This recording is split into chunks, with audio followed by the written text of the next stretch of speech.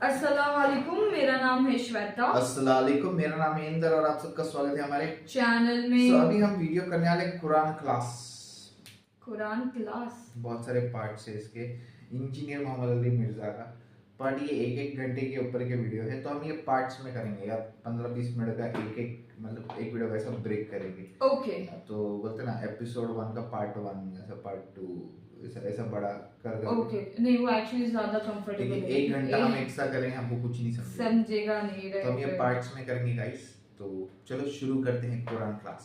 چلیے، پارٹ 1 کا first part. ان الحمد للہ نحمده ونستعینه ونستغفره ونعوذ باللہ من شرور انفسنا ومن سیئات اعمالنا من يهده اللہ فلا مضل له ومن يضلل فلا هادی له واشهد ان لا الہ الا اللہ وحدہ لا شریک له واشهد ان محمدا عبده ورسوله اما بعد فان خير الحديث كتاب الله وخير الهدي هدي محمد صلى الله عليه واله وسلم وشر الامور محدثاتها وكل محدثة بدعة وكل بدعة ضلالة وكل ضلالة في النار۔ اعوذ باللہ السمیع العلیم من الشیطان الرجیم من ہمزہ ونفخہ ونفثہ بسم اللہ الرحمن الرحیم رب اشرح لی صدری ویسر لی امری واحلل عقدۃ من لسانی یفقہوا قولی۔ بسم اللہ الرحمن الرحیم ان اللہ وملائکتہ یصلون علی النبی یا ایہا الذین آمنوا صلوا علیہ وسلموا تسلیما۔ اللہم صلی علی محمد وعلی آل محمد کما صلیت علی ابراہیم وعلی آل ابراہیم انک حمید مجید۔ اللہم بارک علی محمد وعلی آل محمد کما بارکت علی ابراہیم وعلی آل ابراہیم انک حمید مجید۔ اللہم ربنا آتنا فی الدنیا حسنۃ وفی الآخرۃ حسنۃ وقنا عذاب النار۔ لا الہ الا انت سبحانک انی کنت من الظالمین۔ حسبنا اللہ ونعم الوکیل۔ یا حی یا قیوم برحمتک استغیث ولا حول ولا قوة الا باللہ العلی العظیم۔ ربنا آتنا من لدنک رحمۃ وہیئ لنا من امرنا رشدا۔ آمین۔ میرے بھائیو، الحمدللہ آج 20 اکتوبر 2019 کو سنڈے کے دن بمطابق 20 صفر المظفر 1441 ہجری ہم انشاءاللہ تعالی اپنا نیا سلسلہ قرآن حکیم کی قرآن کلاسز کا شروع کرنے جا رہے ہیں، اور اس کا انشاءاللہ آج پہلا لیکچر انٹروڈکشن سے ریلیٹڈ ہوگا، قرآن حکیم کے تعارف پہ، اور اس سیریل کا نام ہم نے رکھا ہے قرآن آسان ترجمہ اور تفسیر، یعنی آسان با محاورہ ترجمہ اور تفسیر قرآن حکیم کی آیات سے اور صحیح الاسناد احادیث کی روشنی میں انشاءاللہ تعالی۔ اور کوشش یہی ہے کہ اس نئے سلسلے میں ٹو دی پوائنٹ ڈسکشن کی جائے، کیونکہ آپ کو پتہ ہے کہ پچھلا جو ہمارا قرآن حکیم کا ایک پورا دورہ ریکارڈ ہوا ہے وہ 9 سالوں میں ہوا ہے، 344 لیکچرز کے اندر۔ اب اتنے ڈیٹیل لیکچر نہیں ہوں گے، البتہ کوشش یہ ہوگی کہ جتنی ضروری انفارمیشن ہے وہ ضرور ڈسکس کی جائے۔ آج کی ہماری اس سلسلے کی پہلی کلاس ہے، اور اس کلاس کے اندر ہم انشاءاللہ کوشش کریں گے کہ قرآن حکیم سے متعلق 40 بنیادی انفارمیشنز جو ہیں وہ ڈسکس کریں، جو ایک مسلمان کے علم میں ہونی چاہیے، اور ان پوائنٹس کہ کانٹیکسٹ میں جتنی ضروری گفتگو ہوگی وہ میں کروں گا، ورنہ تو یہ 40 پوائنٹس کے اوپر 40 گھنٹے بھی گفتگو ہو سکتی ہے، لیکن اس گفتگو کی ضرورت نہیں ہے۔ یہ مسلمانوں کے اجماعی عقیدے ہیں، کوئی اس میں دوسری رائے نہیں ہے، اور جتنی انفارمیشن ریکوائرڈ ہے وہ انشاءاللہ میں ڈسکس کروں گا۔ اللہ کا نام لے کے شروع کرتے ہیں میرے بھائیوں۔ علمی پوائنٹ نمبر 1 وہ یہ ہے کہ ہم مسلمانوں کا یہ بنیادی عقیدہ ہے کہ یہ جو قرآن حکیم ہے یہ اللہ تبارک و تعالی کی کتاب بھی ہے اور اللہ کا کلام بھی ہے۔ باقی جتنے بھی اس سے پہلے صحائف نازل ہوئے یا کتابیں، ان کے بارے میں کلیم ہے کہ وہ اللہ کی کتابیں ہیں، لیکن یہ وہ کتاب ہے جو صرف کتاب یا سلیبس نہیں ہے بلکہ اللہ تعالیٰ کا کلام ہے۔ اور اس کا ثبوت قرآن حکیم میں سورہ التوبہ کی سٹارٹ میں ہی آتا ہے کہ جنگ کے دوران اگر کافر تم سے پناہ مانگیں تو انہیں پناہ دے دو، اور کسی ایسی جگہ پہ ان کو قید کرو جہاں پر وہ اللہ کا کلام سنیں، حتی یسمع کلام اللہ، یہاں تک کہ وہ اللہ کا کلام سنیں۔ اور یہ بھی مزے کی بات میں آپ کو بتاؤں، بڑی حیران کن، قرآن حکیم کے علاوہ جتنی بھی الہامی کتابیں ہیں، اولڈ ٹیسٹمنٹ ہو، نیو ٹیسٹمنٹ یعنی تورات، انجیل اور باقی کتابیں ہیں، زبور بھی، ان کتابوں کو اگر آپ پڑھیں گے تو ان کتابوں میں ان کتابوں کا نام موجود نہیں ہوگا، ظاہر ٹیمپرڈ فارم میں۔ یہ ہم نے اسے بائبل کا نام دیا ہوا ہے نا، باہر جو لکھا ہوا ہے، پوری بائبل کے اندر بائبل کا ذکر نہیں ہے، لیکن قرآن حکیم میں سینکڑوں مقامات پر قرآن کا نام آیا ہے، بائی نیم اس کتاب کو مینشن کیا گیا ہے۔ نئی انفارمیشن، یاسین والقرآن الحکیم، وَأُوحِيَ إِلَيَّ هَذَا الْقُرْآنُ لِأُنذِرَكُمْ بِهِ وَمَنْ بَلَغَ فَذَكِّرْ بِالْقُرْآنِ مَنْ يَخَافُ وَعِيدٍ۔ کئی آیات ہیں قرآن حکیم میں جن میں قرآن کا لفظ آیا، اور قرآن کا لفظی مطلب ہے بار بار پڑھی جانے والی کتاب۔ قرات ہم اردو میں بھی استعمال کرتے ہیں، عربی کا لفظ ہے۔ تو یہ پہلی بنیادی انفارمیشن ہے کہ یہ صرف کتاب نہیں ہے بلکہ اللہ کا کلام بھی ہے، اور چونکہ یہ اللہ کا کلام ہے لہٰذا اللہ کی صفت ہوئی، اور اللہ کی صفت ہے تو یہ پھر مخلوق نہیں ہے، غیر مخلوق ہے۔ البتہ جو ہمارے پاس اس وقت یہ بائنڈنگ کے اندر قرآن موجود ہے، اس قرآن کے یہ جو صفحے ہیں یہ تو ظاہر مخلوق ہے، کریشن ہے، اس کے اوپر جو سیاہی ہے پرنٹنگ کی وہ بھی کریشن ہے، اس کا گتا بھی یہ بھی کریٹڈ ہے، لیکن اس کے اندر جو کلام لکھا ہوا ہے اگرچہ وہ کاتب کی رائٹنگ ہے وہ بھی کریشن ہے، کریٹڈ ہے، مخلوق ہے، لیکن جو کلام لکھا گیا ہے جسے ہم پڑھتے ہیں یا سنتے ہیں وہ غیر مخلوق ہے، وہ اللہ کی صفت ہے۔ اور اسی لیے آپ دیکھیں کہ سورۃ الاعراف میں آتا ہے نا کہ حضرت موسیٰ علیہ السلام نے خواہش کا اظہار کیا تھا کہ اے اللہ میں تجھے دیکھنا چاہتا ہوں، تو اللہ نے کیا فرمایا تھا؟ تو مجھے نہیں دیکھ سکتا، تو پہاڑ کی طرف دیکھ، اگر یہ پہاڑ میری تجلی سے قائم رہا تو پھر تم بھی یہ یعنی ایزیوم کر سکتے ہو کہ مجھے بھی دیکھ سکو گے۔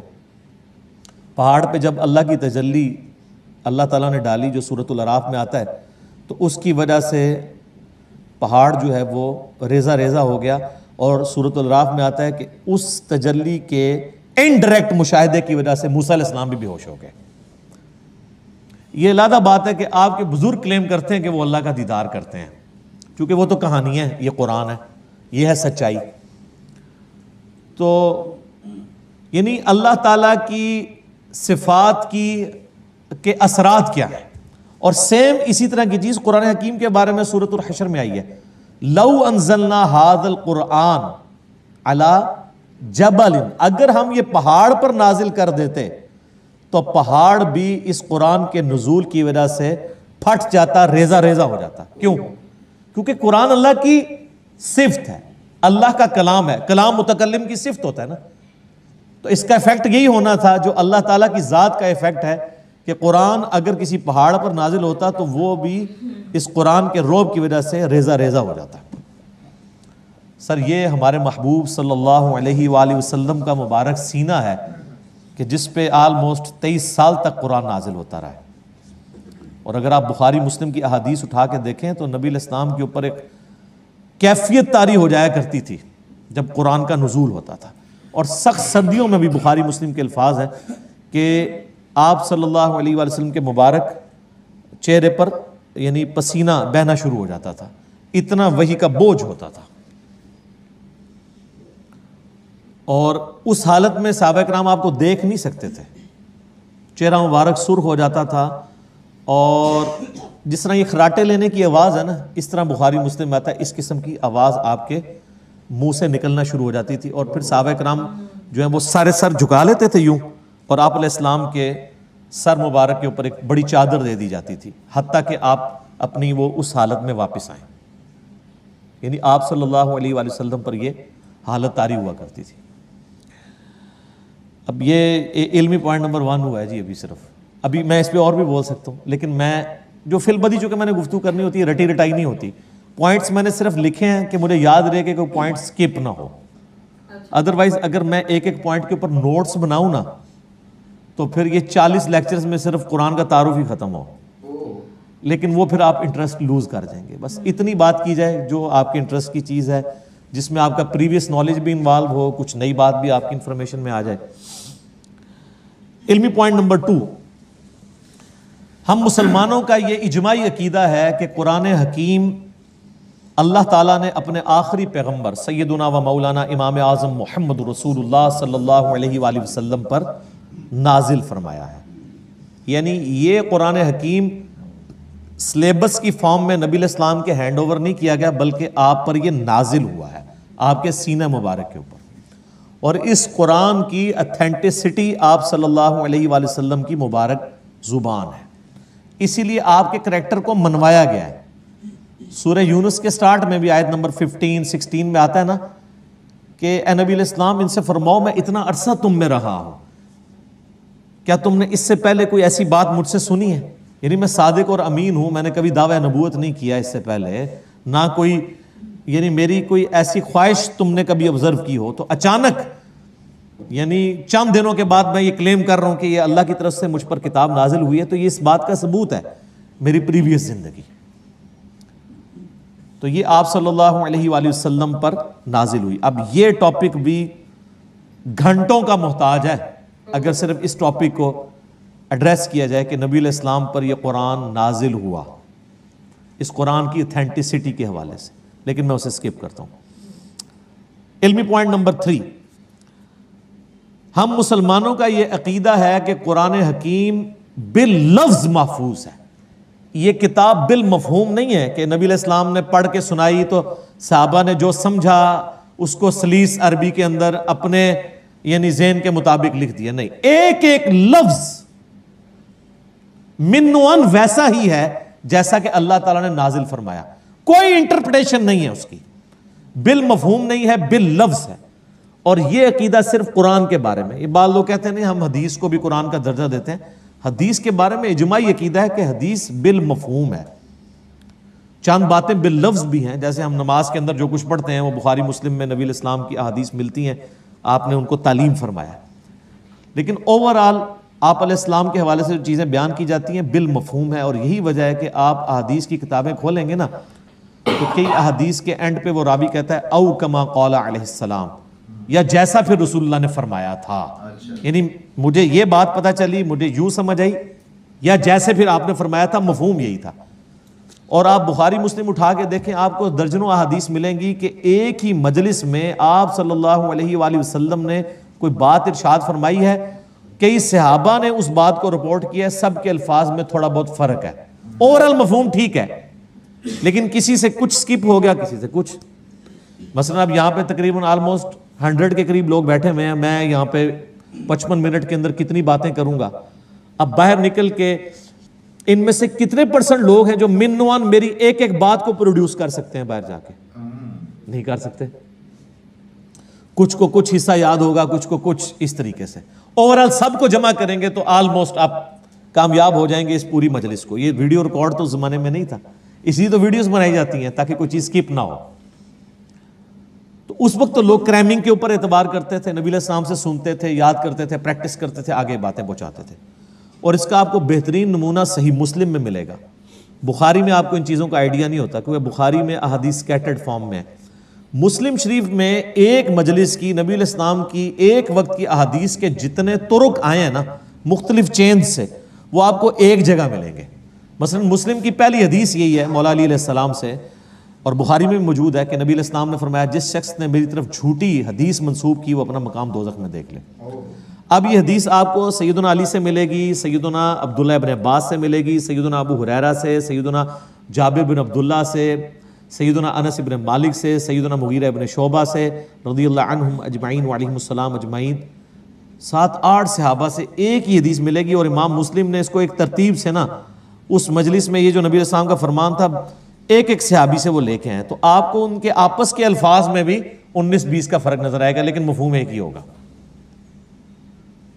اسی لیے مسلم شریف کی ترتیب کو کہا جاتا ہے کہ حدیث کی کتابوں میں سب سے بیسٹ جو ترتیب ہے وہ صحیح مسلم کی ہے، کیونکہ آپ کو یہ اندازہ ہو جاتا ہے کہ ایک مجلس میں کوئی چیز سکپ نہیں ہوئی. ایک حدیث کو کئی راوی اور کئی صحابہ کے شاگرد آگے تابعین بیان کر رہے ہوتے ہیں، سارے الفاظ آپ کو ایک جگہ مل جاتے ہیں. لیکن اللہ کا شکر ہے کہ یہ جو پرابلم ہے یہ قرآن حکیم کے کیس میں نہیں ہے. قرآن یہ 2 گتوں کے درمیان پوری دنیا کے اندر ایک ہی قرآن ہے اللہ کے فضل سے. سنی ہو، شیعہ ہو، ان کے آف شوٹس ہوں، حنفی، شافعی، مالکی، حنبلی، بریلوی، دیوبندی، اہل حدیث، اثنا عشری میں شیعہ کے اندر اثنا عشری ہوں، زیدیہ ہوں، سب کے سب، ایون آغا خانی ہوں، ان کے پاس بھی یہی قرآن ہے. تو اس حوالے سے قرآن حکیم کو یہ یعنی اعزاز حاصل ہے، بلکہ اس امت کا اعزاز ہے کہ ان کے پاس وہ کتاب ہے جو بالکل اسی طریقے سے محفوظ ہے.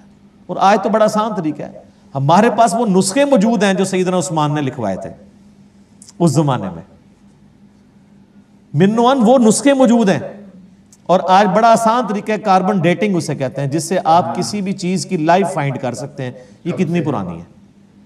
آپ کو پتہ ہے پچھلے دنوں برمنگم کے میوزیم کے اندر ایک قرآن کا نسخہ ملا تھا، اس میں سورہ طٰہٰ کی اور بعض اور آیات یعنی کچھ ان کو صفحات ملے تھے، بھیڑ کی اس کے اوپر کھال کے اوپر لکھے ہوئے، کچھ ہڈیوں کے شانے پہ جس طرح اس زمانے میں لکھے تھے. تو اس کی کاربن ڈیٹنگ انہوں نے کروائی ہے، اور وہ BBC کی رپورٹ ہے، کسی مسلمان نے نہیں بنائی ہے، غیر مسلم ہے. اس میوزیم کا انچارج جو ہے وہ غیر مسلم ہے، اور ان کی ویڈیو چڑھی، آپ یوٹیوب پہ جا کے لکھیں اولڈسٹ ورژن آف قرآن. وہ تو ورژن کہتے ہیں، ورژن تو ہے ہی نہیں، قرآن تو ایک ہی ہے. تو وہ آپ کو مل جائے گا، اس کی کاربن ڈیٹنگ کرائی ہے، وہ سیدنا عثمان کے زمانے کا قرآن ہے اور کوئی فرق نہیں ہے الحمدللہ. اور اللہ نے ایسی حفاظت لی ہے. قرآن حکیم کا ایک نسخہ جو حضرت عثمان تلاوت کر رہے تھے اور اس نسخے کے اوپر ان کے خون کے قطرے گرے تھے جب ان کو شہید کیا گیا، اور وہ بھی کمال آیات ہیں سورہ البقرہ کی، فَسَيَكْفِيكَهُمُ اللَّهُ، ان کے مقابلے پر اللہ تجھے کافی ہے. ان آیات کے اوپر سیدنا عثمان کا خون گرا تھا.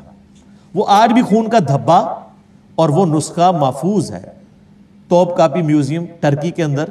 ایک اسی طرح کا نسخہ جو حضرت عثمان نے لکھوایا تھا وہ رشیا کے میوزیم میں ہے. تو سیم وہی قرآن ہے جو ہمارے پاس ہے، جو تاج کمپنی چھاپ رہی ہے یا ضیاء القرآن پبلیکیشن والے چھاپ رہے ہیں، یا انٹرنیشنل لیول کے اوپر وہ جو کاتب ہے عثمان طٰہٰ دمشق کا، بلکہ علماء سے معذرت کے ساتھ یہ لفظ دمشق ہے، یہ یعنی بلو بائنڈنگ میں چھپتا ہے سعودیہ سے، اور یہی ریڈ بائنڈنگ میں ایران سے چھپتا ہے.